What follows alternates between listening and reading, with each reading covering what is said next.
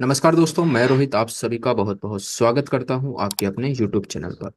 दोस्तों, आज की इस सीरीज में मैं डिस्कस करूंगा एक ऐसे प्रोफेशनल ट्रेडर या ऐसा कह सकते हैं एक ऐसे एक्स्ट्रा ऑर्डिनरी रिटर्न जनरेट करने वाले ट्रेडर के बारे में। दोस्तों, मैं बात कर रहा हूं डैन जेंगर की। डैन जेंगर एक यूएस ट्रेडर है जिन्होंने ऐसा जबरदस्त रिटर्न बनाया है कि शायद ही ऐसा कोई व्यक्ति अब आएगा जो इस प्रकार के रिटर्न बनाएगा। दोस्तों, ये परसेंटेज में रिटर्न नहीं बने हैं, ये मल्टीप्लाई में रिटर्न इन्होंने बनाए हैं। अराउंड इन्होंने 9,41,000 रुपए यानी कि $11,000 को कन्वर्ट कर दिया $42 मिलियन में। दोस्तों, ये मैं नहीं कह रहा हूँ, ये इनका इंटरव्यू हुआ था, उसके अंदर इन्होंने खुद एडमिट किया है। आप यहाँ देख सकते हैं, famous for making 42 million in 23 month, यानी कि विद इन 2 ईयर। ये पूरे 2 साल भी नहीं है, खाली 23 महीनों के अंदर इन्होंने $42 मिलियन बना दिए हैं। राइट। तो दोस्तों, ये बहुत ही जबरदस्त रिटर्न है और यहाँ पे खुद इंटरव्यूअर ने उनसे पूछा है कि क्या आपने इतने रिटर्न सच में बनाए हैं कि या फिर ये मजाक है या रूमर है। तो यहाँ पे आप देख सकते हैं, rumour has it that you turn $11,000 into 42 million in a matter of few years. तो इन्होंने खुद कहा है कि yes it is true, in fact it took only 23 months, खाली 23 महीनों के अंदर डैन जेंकर ने $11,000 को $42 मिलियन में कन्वर्ट कर दिया था। यानी कि अगर आज के समय के हिसाब से देखें तो 9,41,000 कन्वर्ट हुए हैं 350 करोड़ में। तो दोस्तों, बहुत ही जबरदस्त रिटर्न है और बहुत ही जबरदस्त ट्रेडिंग की गई है। दोस्तों, ये इंटरव्यू इसलिए हुआ क्योंकि इनके जो पोर्टफोलियो है उसको ऑडिट किया गया कि या सच में बनाया है कि ऐसे ही फेक किया गया है। राइट। तो ये ऑडिटेड है। राइट। ग्लोबली अपडेटेड है। तो ये चीजें फेक नहीं है, ये चीजें रियलिस्टिक है। तो दोस्तों, आज हम इन ट्रेडर के बारे में डिस्कस करेंगे और कुछ पॉइंट्स निकालने की कोशिश करेंगे कि जो एक कैश ट्रेडर जो कैश में काम करता है। तो ये मैं अब आपको बता दूं कि जो डैन जेंगर है वो कैश ट्रेडर है, ऑप्शंस या इंट्राडे नहीं करते हैं, प्योरली कैश में काम करते हैं और एमटीएफ का इस्तेमाल करते हैं। मैं आगे आपको अपडेट करूंगा कि इनके इंटरव्यू के अंदर उन्होंने खुद डिस्कस किया है कि मैं एक कैश ट्रेडर हूं और मैं मार्जिन्स यानी कि एमटीएफ का इस्तेमाल करता हूं। तो कुछ पॉइंट्स हैं, उसको निकालने की कोशिश करेंगे जो आपको हेल्पफुल होंगे कि किस प्रकार से ट्रेडिंग करते हैं, क्या इनका स्टॉक स्क्रीनिंग मेथड है। राइट। स्टॉक्स को कैसे देखते हैं, स्टॉप लॉस कहाँ लगाते हैं, टारगेट कैसा होता है, ये सारी चीजों को आज हम डिस्कस करेंगे। तो सबसे पहले चलते हैं इनके स्टॉक स्क्रीनिंग मेथड के ऊपर। तो यहाँ पे हम सबसे पहले नोट डाउन करते हैं। तो इनका स्टॉक स्क्रीनिंग मेथड बहुत ही सिंपल सा है। इनका कहना है कि जो भी मैं ट्रेड्स ले रहा हूँ, राइट, उसके लिए इंपॉर्टेंट है वॉल्यूम। चार्ट पैटर्न और वॉल्यूम के आधार पे ये ट्रेड लेने की कोशिश करते हैं। यानी कि जब भी कोई पैटर्न फॉर्म होता है, राइट, अभी यहाँ पे आप पिक्चर के अंदर देखेंगे, ये एक पैटर्न यहाँ पर मेक हुआ। राइट। तो ये जो पैटर्न है ये वॉल्यूम के सपोर्ट से ब्रेक होना चाहिए, यानी वॉल्यूम का सपोर्ट जब तक नहीं आएगा तब तक वो ट्रेड नहीं लेंगे। राइट। तो वो क्या करते हैं कि पूरे दिन में 1,500 चार्ट्स देखते हैं। यहाँ पे मैं आपको दिखा देता हूँ कि उन्होंने खुद ऐसा लिखा है। राइट। तो आप यहाँ पे देखेंगे कि how often do you look for setups. तो I never stop looking for setups, once or twice a day I manually scan. ठीक है, वो मैन्युअली स्कैन करते हैं डेली 1,500 स्टॉक्स और उनको टोटल जो समय लग रहा है वो 1 घंटा लगता है। तो 1 घंटा उनको लग जाता है पूरे स्टॉक्स को एनालाइज करने में। राइट। और उसके अंदर वो क्या खोजते हैं, volume supported chart patterns. Right. आप यहाँ पे ऊपर जैसे मैंने दिखाया आपको, वॉल्यूम सपोर्टेड चार्ट पैटर्न्स को आइडेंटिफाई करने की कोशिश करते हैं। उनका सेटअप बहुत सिंपल है, chart pattern with volume supported और स्टॉक्स का बिहेवियर। अगर कैंडल बहुत अच्छी बन रही है, बड़ी बन रही है, विद वॉल्यूम सपोर्टेड है, तो उसके अंदर वो एग्रेसिव ट्रेड करने की कोशिश करते हैं। तो ये इनका स्टॉक स्क्रीनिंग है। यानी हर एक चीज मैनुअल है। आज तो एक्सेल हो गया है, तो एक्सेल के माध्यम से लोग स्टॉक्स निकालते हैं, लेकिन पहले ये सारी चीजें इतनी ज्यादा अवेलेबल नहीं थी। तो वो लोग क्या करते थे कि स्टॉक्स को फिल्टर आउट करते रहते थे, एक एक करके हर एक स्टॉक्स के अंदर वॉल्यूम और चार्ट्स को आइडेंटिफाई करने की कोशिश करते थे और जो उनके मेथड पे फिट बैठता था उसको वो ट्रेड करने की कोशिश करते थे। राइट। तो ट्रेडिंग के अंदर वो इंपॉर्टेंस किसको देते हैं। राइट। अब ये दूसरा सवाल है कि ट्रेडिंग्स के अंदर वो जब ट्रेड करते हैं तो उसके अंदर इंपॉर्टेंस वो किसे दे रहे हैं। तो बहुत ही इंपॉर्टेंट सवाल है। तो यहाँ पे उनका कहना है कि जो ट्रेडिंग है, राइट, उसके अंदर वो वॉल्यूम को बहुत ज्यादा इंपॉर्टेंट देते हैं। यहाँ पे आप देख सकते हैं, does volume play a role in your trading approach. तो जेंगर का कहना है कि volume is everything, right, volume ही सब कुछ है। No stock can make a move up without volume, volume के बिना कोई भी स्टॉक ऊपर की तरफ नहीं जा सकता है। The greater the volume the better the potential move, right, जितना अच्छा वॉल्यूम होगा उतनी अच्छी मूवमेंट प्राइस के अंदर आपको देखने को मिलेगी। तो जैसा कि मैंने कहा कि चार्ट पैटर्न, वॉल्यूम इनके लिए बहुत ज़्यादा इंपॉर्टेंट है, तो वॉल्यूम को बहुत ज़्यादा इंपॉर्टेंट देते हैं। कोई भी पैटर्न अगर बन रहा है, अगर चार्ट्स उसके अंदर नहीं बन रहे हैं, चार्ट्स बन रहे हैं उसके अंदर अगर वॉल्यूम का टचअप नहीं आ रहा है, तो वो स्टॉक्स को नहीं कंसिडर करते हैं, उसे छोड़ देते हैं। दूसरा उनका कहना है क्या वो इंडिकेटर यूज करते हैं, जैसा कि आप यहाँ देख सकते हैं, those were amazing times indeed, do you ever work with indicators or just with chart patterns. आप इंडिकेटर्स के साथ भी काम करते हैं खाली चार्ट पैटर्न पे? तो उन्होंने कहा कि I only work with volume, मैं केवल वॉल्यूम के साथ काम करता हूँ और चार्ट पैटर्न के साथ काम करता हूँ। No indicator whatsoever, they look pretty on the chart, वो चार्ट पर अच्छे लगते हैं, but for the most part are very ineffective for my use. यानी उनके इस्तेमाल के लिए वो इतने इफेक्टिव नहीं है इंडिकेटर्स। वो खाली चार्ट पर अच्छे लगते हैं, सजे हुए लगते हैं। मतलब एक चार्ट सजा हुआ लगता है जब हम चार्ट के ऊपर इंडिकेटर लगाते हैं, ऐसा डैन जंगर का कहना है। लेकिन उनके लिए इंपॉर्टेंट है वॉल्यूम, राइट, और वॉल्यूम सपोर्टेड ब्रेकआउट जो चार्ट्स के अंदर होता है, यानी पहले चार्ट और चार्ट को वॉल्यूम का सपोर्ट होना चाहिए। आगे चलते हैं, उन्होंने और एक चीज प्रेफर की है, बुक्स कौन सी रीड करनी चाहिए। दोस्तों उनकी बुक्स जो है वो भी हमें देखनी चाहिए, वो कौन सी बुक प्रेफर कर रहे हैं। दोस्तों इन बुक्स का लिंक मैं डिस्क्रिप्शन में दे दूंगा, आप वहां से देख सकते हैं। राइट, तो यहाँ पे कुछ बुक्स हैं जो मैं आपको यहाँ पर दिखा देता हूँ। तो सबसे पहली बुक्स जो है यहाँ पे देख सकते हैं, technical analysis of stocks trend by Edwards and एमसी गी के द्वारा यहाँ पर डिस्कस किया गया है। तो technical analysis of stocks trend, यानी स्टॉक्स के ट्रेंड का टेक्निकल एनालिसिस कैसे किया जाता है, ये एडवर्ड्स एंड एमसी गी के द्वारा है, ये इनके ऑथर हैं। दूसरी है रेमिसेंस ऑफ स्टॉक ऑपरेटर, जो जेसी लिवरमोर, जो 1930 का ग्रेट डिप्रेशन हुआ था उसके अंदर सबसे ज्यादा पैसा इन्हीं ट्रेडर ने बनाया था, जेसी लिवरमोर ने, राइट। तो इनकी ये बुक है रेमिसेंस ऑफ अ स्टॉक ऑपरेटर। और उन्होंने ऐसा भी कहा है कि the one of the greatest trading book of all time, यानी ये अब तक की यानी आज 2024 चल रही है, अब तक की सबसे अच्छी किताब है ट्रेडिंग के प्रोस्पेक्ट से, राइट।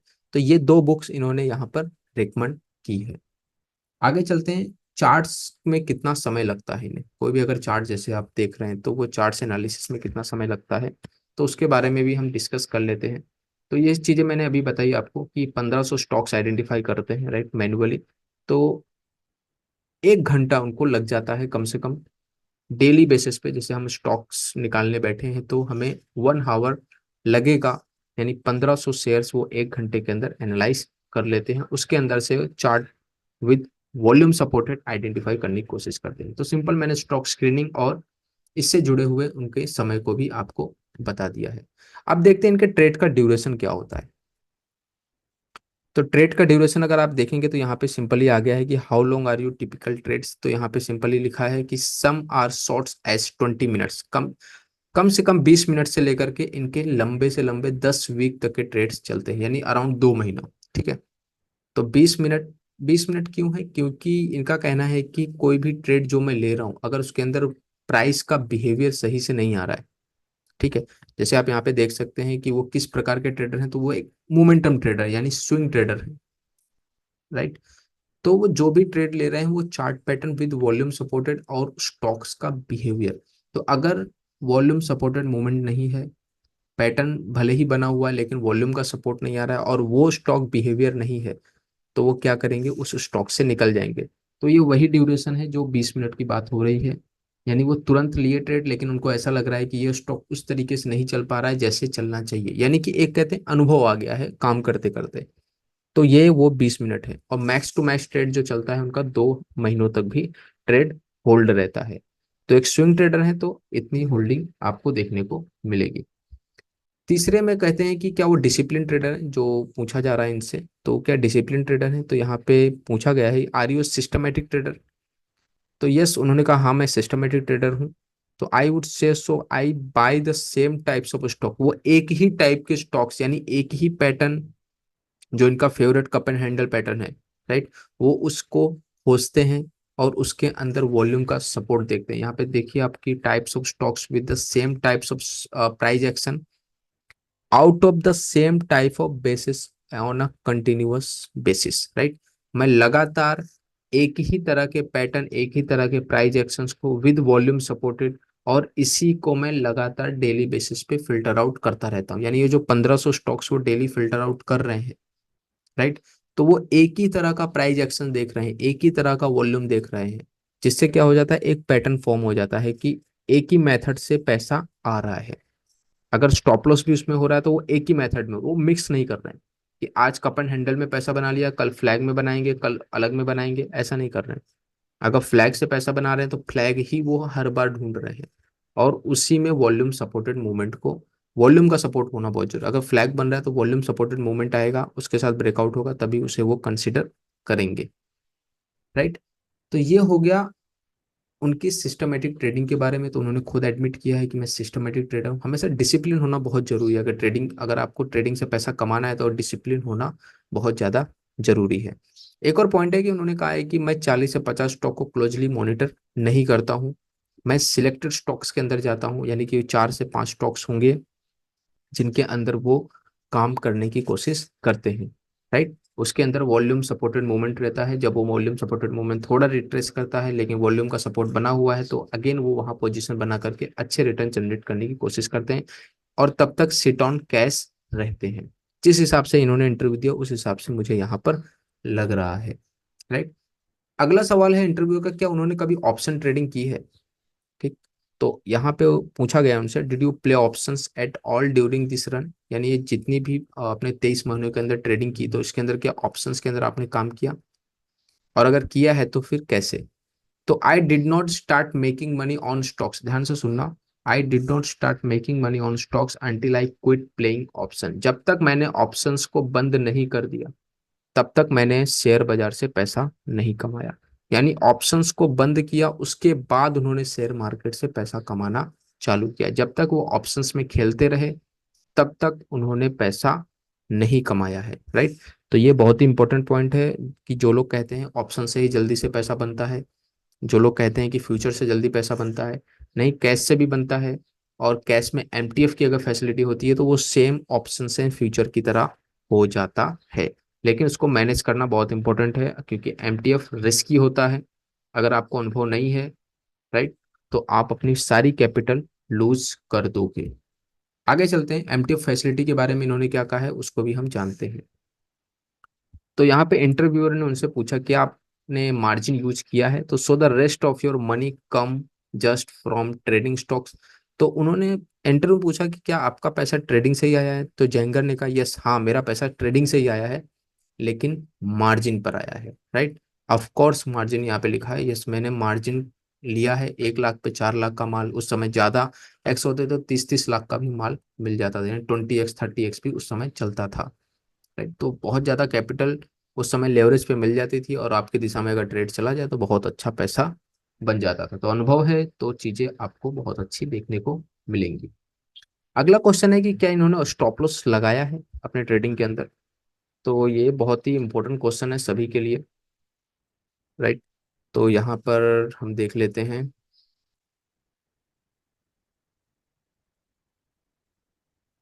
तो यहाँ पे उन्होंने कहा है कि do you use trailing stop loss and profit targets. तो उन्होंने कहा है कि I never use trailing stop loss but I will sell a position of strong stocks moving up quickly or for long period of time, right. वो sell कर देते हैं shares को जब वो बहुत लंबे समय तक वो ऊपर की तरफ जा रहा है, यानी कि एक अच्छा मुनाफा, यानी वो टाइम स्टॉप लॉस के साथ काम करते हैं, वो ट्रेलिंग स्टॉप लॉस नहीं लगाते, वो स्टॉक के बिहेवियर के साथ।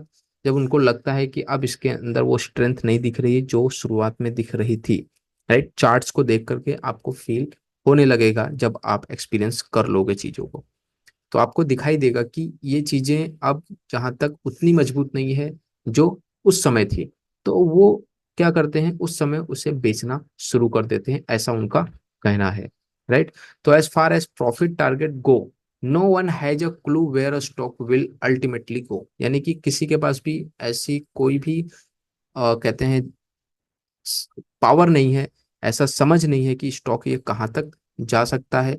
इसलिए वो कभी भी प्रॉफिट टारगेट्स नहीं डिस्क्लोज करते हैं, प्रॉफिट टारगेट को नहीं लगाते हैं, और ना ही ट्रेलिंग स्टॉप लॉस लगाते हैं। यानी जब तक वो चल रहा है उसके साथ बने रहेंगे, लेकिन जैसे उनको लगेगा कि इसके अंदर एक टाइटनेस आ गई है, स्लोनेस आ गई है, तो वहां पर वो बेचना चालू कर देते हैं। राइट।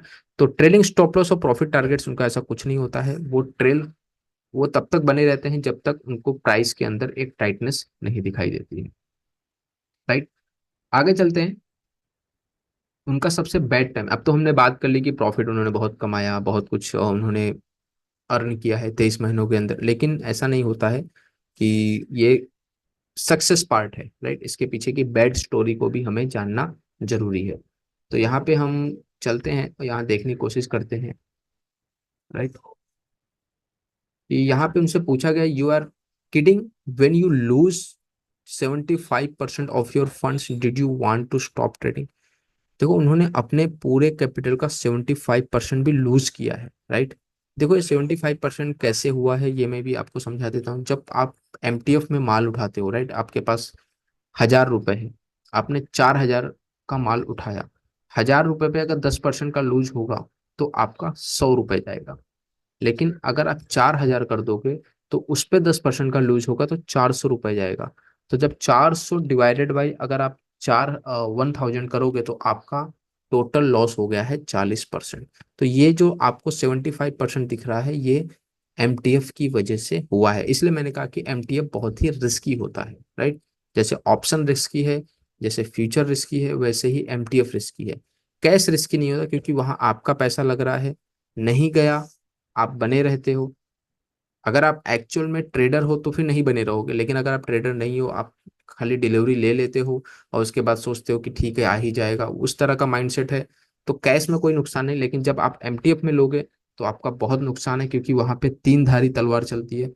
क्योंकि अगर आपकी चीजें आपके अगेंस्ट जा रही है तो आपका जो फंड है वो भी माइनस होने लगता है, आपको इंटरेस्ट लग रहा है।